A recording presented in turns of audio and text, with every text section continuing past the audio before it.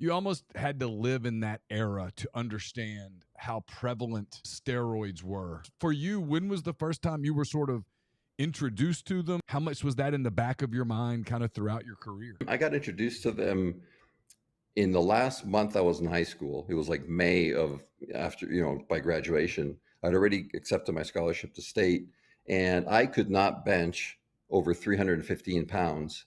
Like I had a mental block because that's three plates on each side. I could do 295 for five, but I couldn't do 315 for one.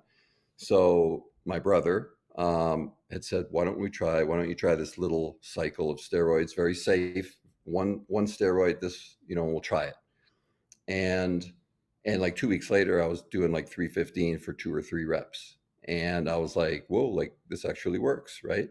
We were under the impression that to really make it into the big leagues, if you're a lineman, you pretty much got to do it. And I think that impression came from the Steeler offensive line, and the Steelers are the mid to late 70s. And no, that's actually not true. Once you get to the big leagues, you find out it's not true.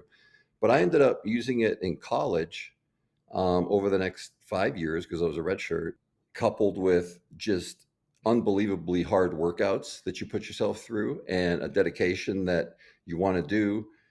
You need all those things to achieve the goal that you're trying to achieve. Is it right to do that? No, it's not, because the rules say don't do it.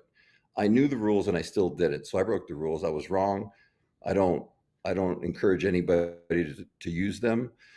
But that was like the thought process. And I'd say, 40% of the Big Ten was on them. It was such a part of culture in sport and in wrestling. It was very prevalent. Yeah, absolutely.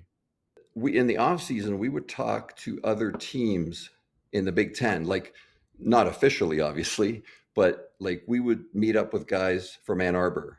And what are you taking? How's it working for you? Have you tried this? How's it working for you? So it was like behind the scenes, it was almost another whole subculture of sharing information with each other. It's a hard thing to understand unless you lived through it, not just as a football player, but just as that part of the 80s and 90s. There was always a debate, right, about what this is doing to your body. I can remember like there was this rumor, and you could tell it was an issue for me. One of the things that probably it would make your hair fall out.